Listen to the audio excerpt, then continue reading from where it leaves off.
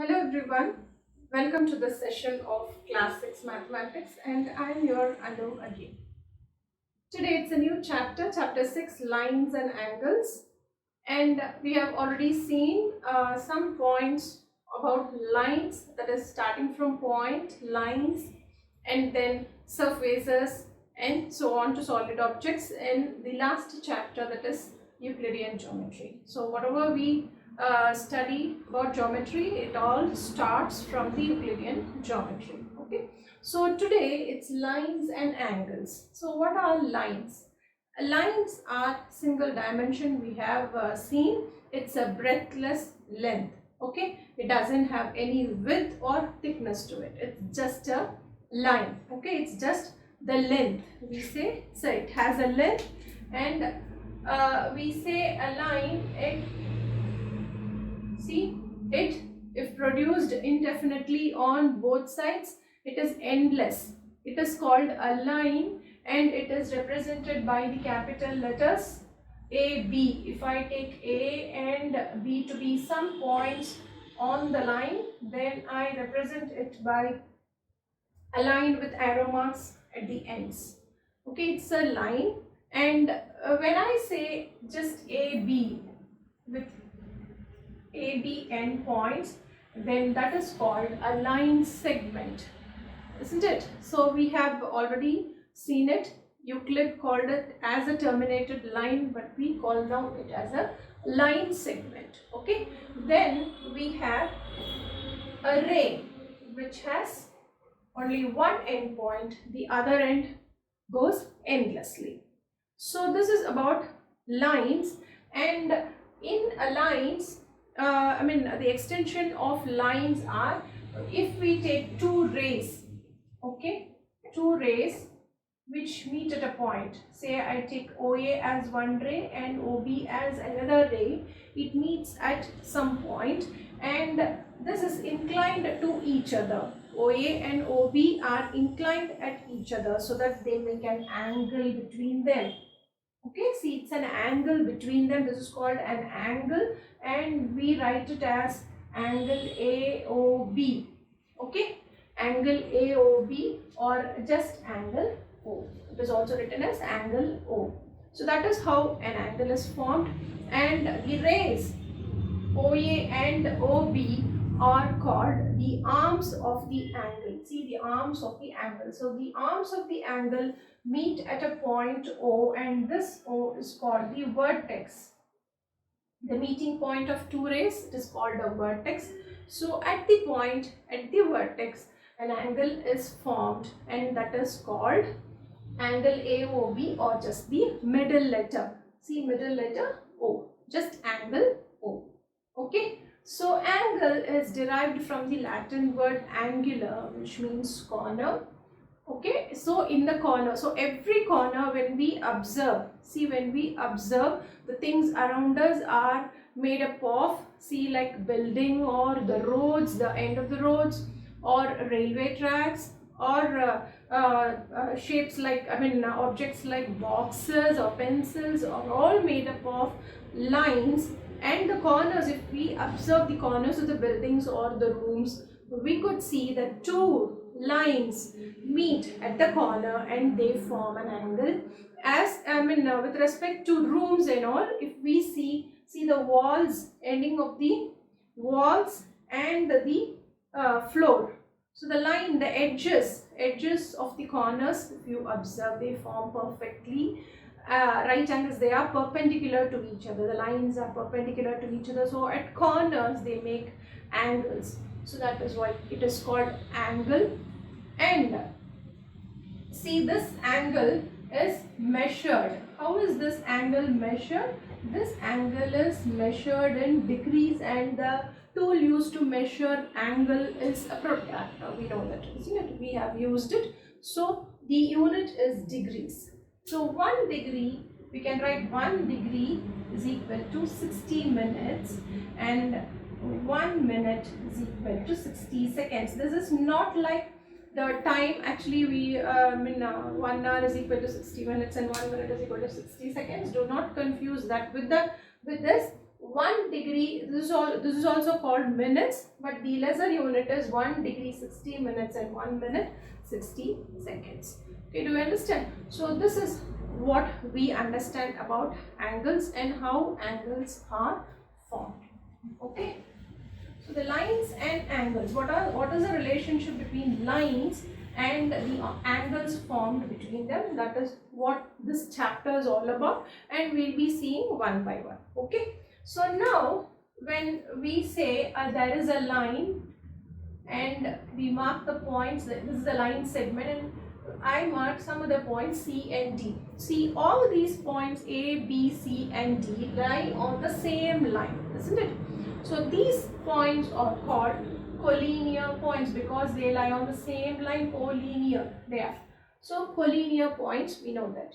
Now, if I draw a line AB and I draw similar line CD such that the length of the lines AB and CD are equal, then we say AB is congruent to CD. Okay, so AB is congruent, so that is called congruent.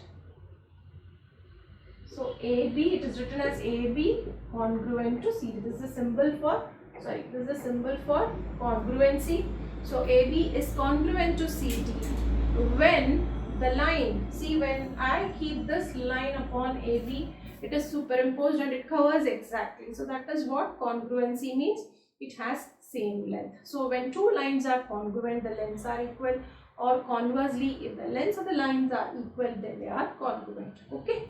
So now, if two lines or three lines or four lines, they have a common point, then we call all those lines as concurrent lines. We also know them as intersecting lines, and we say them to be as concurrent lines. See, this is congruent, whereas this is concurrent. Concurrent lines, they have a point in common. Some lines have a point in common. The lines are called concurrent lines. Okay, do you understand? Now the next thing is, if two lines are there, okay, there are two lines such that they don't meet anywhere, they don't meet each other at any point, and the perpendicular distance between them remains constant, then these lines are called parallel lines. Okay, since they don't meet each other, only when lines meet each other an angle is formed, isn't it? Say they meet each other, there is an inclination and an angle is formed. Here there is no angle formed between parallel lines, so we say the angle between them is 0. Okay, so the next type of line is the perpendicular lines. See, where exactly the angle between them is 90 degrees. So these lines are called perpendicular lines. Okay, see, these are some of the lines. And if I take a plane, say I define a plane, a flat surface, and I have many lines on it. Okay, I have many lines on it. So lines in the same plane are called coplanar lines. Just like we say points in a single line are called collinear points, the lines in the same plane, if it is defined in the same plane, then those lines are called coplanar lines. Do you understand? So these are some of the descriptions of lines.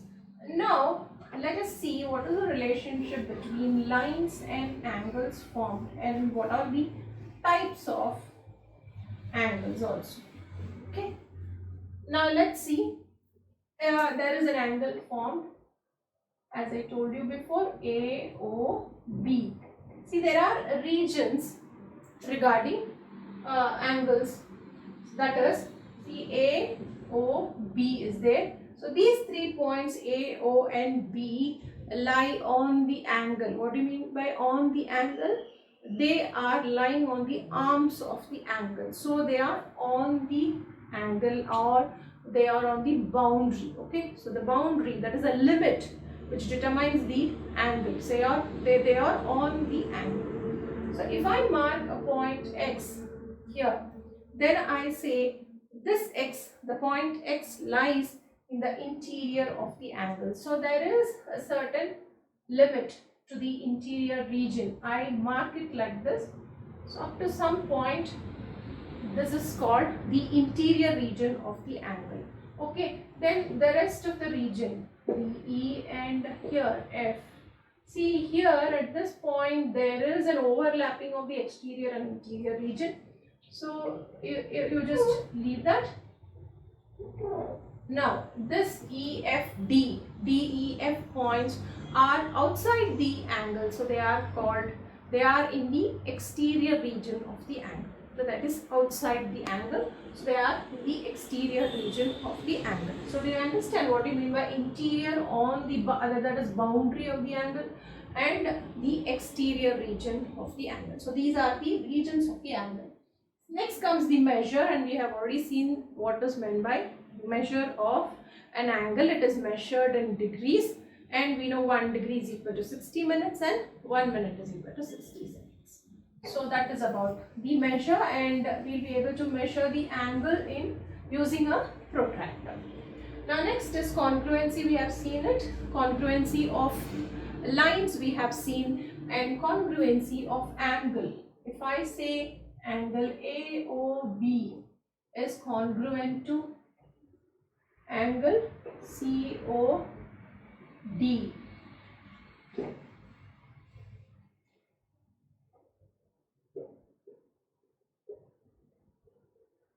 Okay, so this angle is congruent to COD when I say, that is, when I place one angle upon another, it is superimposed and it covers exactly, which means the measure of angles, see the measure of angles, both the angles are one and the same.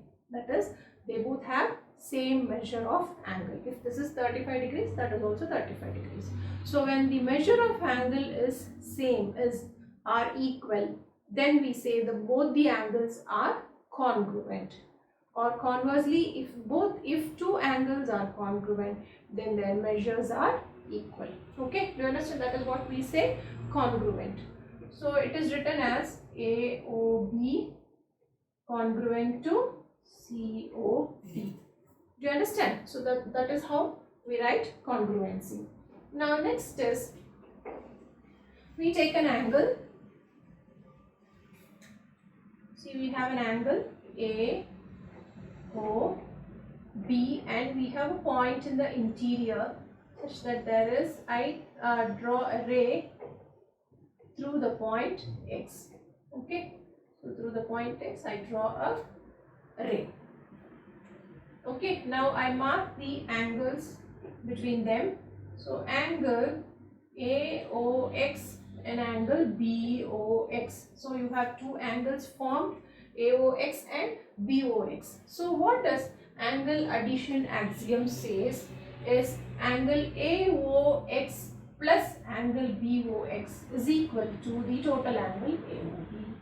Okay, so the point in between in the interior region X, and we draw a line through X, that forms two angles with the ray OA and OB.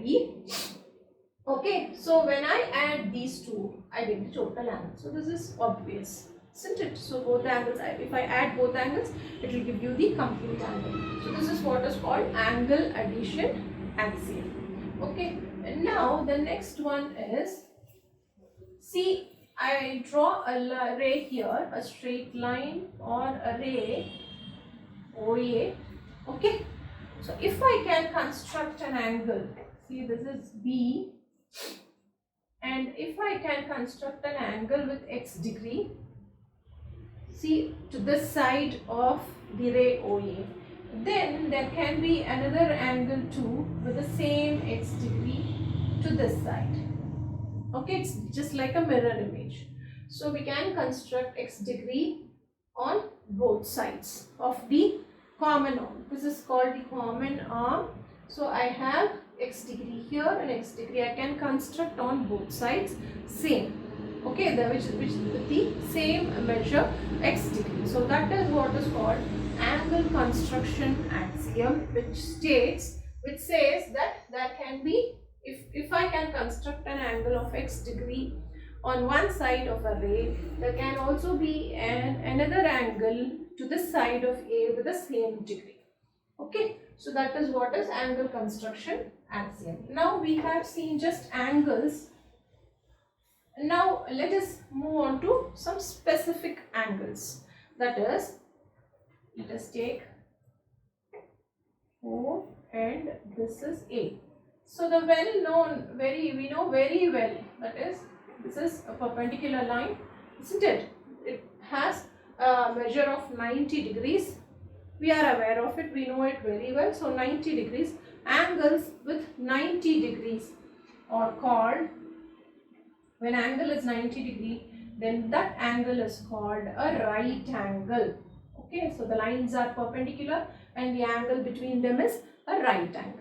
Now with this right angle, we'll try to define some more angles. Okay, so when we draw a, when we make an angle which is less than 90 degrees, see this is less than 90 degrees. Okay, so this is less than 90 degrees. Okay, so this angle is less than 90 degrees. So when it is less than 90 degrees, say for example 60 degrees, 45 degrees or 30 degrees, it can be any but less than 90 degrees. When it is less than 90 degrees, then that angle is called an acute angle. Okay, do you understand? See, it is less than 90 degrees, so it is an acute angle. Now I extend this to this side and I draw an angle more than, see, this is more than 90 degrees. Do you understand? This is 90 degrees and this arrow mark, see this arrow mark?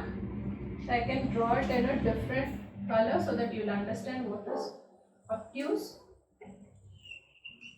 Okay, so see, this line goes beyond 90 degree. So when it is greater than 90 degree, it is called an obtuse angle. What is it called? It's called an obtuse angle.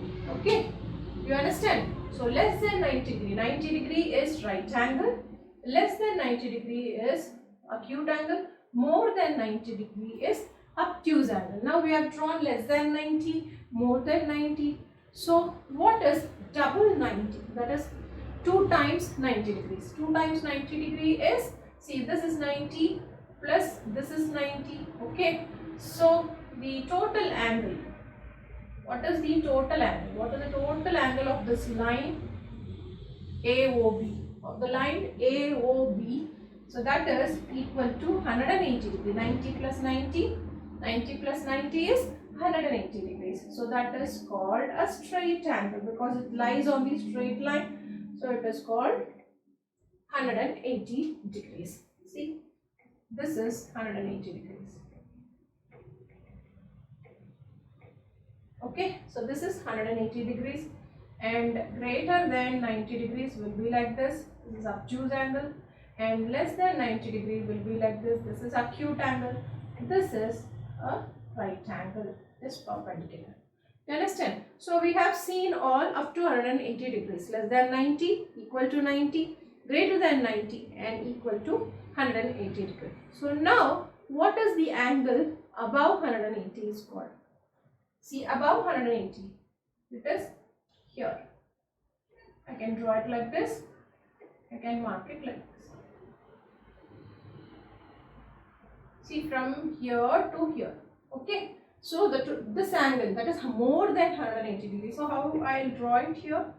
See, this. This is more than 180 degrees. So greater than 180 degree. What is it called? It is called a reflex angle. Now, what is the total angle? That is around the point O. Starting from here, I end back to the same point. So, what is the total angle around O? See, this is 180. The straight line, the upper part of the straight line makes 180. Lower part makes 180. So, 180 plus 180 is what? That is 360, isn't it? So, when it is equal to 360, see, angle around a point. Okay. So, this is called a full angle or a complete angle. A whole, a complete angle. You understand? Now, we set limits. See, this is 90 degrees, we said this is a right angle. And acute angle, we said it is less than 90 degrees. Okay, so it is less than 90 degree acute angle. Now what about obtuse angle? We have defined it as greater than 90 degree, but greater than 90 degree, 200, 250 is also greater than 90 degree. So we need to set the limit. So greater than 180, see greater than 90 is here, but it should be within 180 degrees. So greater than 90 degree and less than 180 degrees. See these two conditions, both the conditions form obtuse angle. So for obtuse angle, the definition is greater than 90 degree. It can be greater than 90 degree, but it has to be less than 180 degrees. Okay, so less than, once it is 180 degree, it becomes a straight angle, and once it is more than 180 degree, it will be a reflex angle. So the reflex angle, if it is greater than 180 degree but less than 360 degree, it has to be less than 360 degree, because if it is equal to 360 degree, it becomes a complete angle, isn't it? So for reflex angle, it is greater than 180 degree but less than 360 degree. So that is what we call the reflex angle. So now we have seen all the types of angles. See, we can draw any type of angle using a protractor. It is possible for us to construct any type of angle using a protractor. So protractor is the tool to draw angles. Okay, so these are the types of angles we have studied so far. Okay.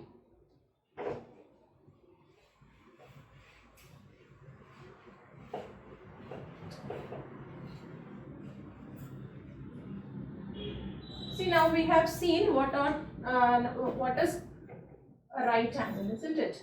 So there is another concept in right angles, that is, see, you take OA, that is AOB, to be a straight line, and OC is the line on AOB. This is 90 degrees. Okay, so now what I do is I draw a line in between. Okay, I draw a line in between. So this can be degree 1 and let this be degree 2. Now what you observe is, from here, what you can say, angle 1 plus angle 2 is equal to 90 degrees, isn't it? Angle 1 plus angle 2 will give you 90 degrees, right? Likewise, when I draw an angle like this, so leave the 90 degrees, A, O, B, and this is C. See, this is an angle 3. I write this as angle 3 and this to be angle 4. Now what do you observe from this line? Here it is 1 plus 2 is 90 degree, but here what is it? This is a straight line. I told you the angle for straight line is 180 degrees. So therefore this implies angle 3 plus angle 4 is equal to 180 degrees. See, please note these 2 points. Angle 1 plus 2 is equal to 90 and angle 3 plus 4 is equal to 180 degrees, and where it stands. Okay, so these type of angles which sum up to 90 degrees, when both the angles are added, you get 90 degrees. If one is known, the other has to be subtracted from 90 degrees so that you will get the other angle. So these type of angles whose sum is 90 degrees are called complementary angles. What are they called? They are called complementary angles. You understand? They add up to 90 degrees, and the angles which sum up to 180 degrees, okay, see, they sum up to 180 degrees. When you add both these things, it comes to 180 degrees. When one is known, the other can be found by subtracting it from 180 degrees. So these types of angles are called supplementary angles. Do remember them, complementary and supplementary, they are very important. So 90 degrees, when you add two angles, it comes to 90. When it comes to 90 degrees, they are called complementary angles. When you add two angles and you get an answer of 180 degrees, they are called supplementary angles. So these are some of the type of angles we have seen today, and we will be seeing more into them these angles, and these types of angles like complementary and supplementary we have seen. We'll get into more into detail about these angles in the next class. Until then, Keep practicing, keep revising all the concepts about lines and angles. I'll meet you in the next class. Thank you.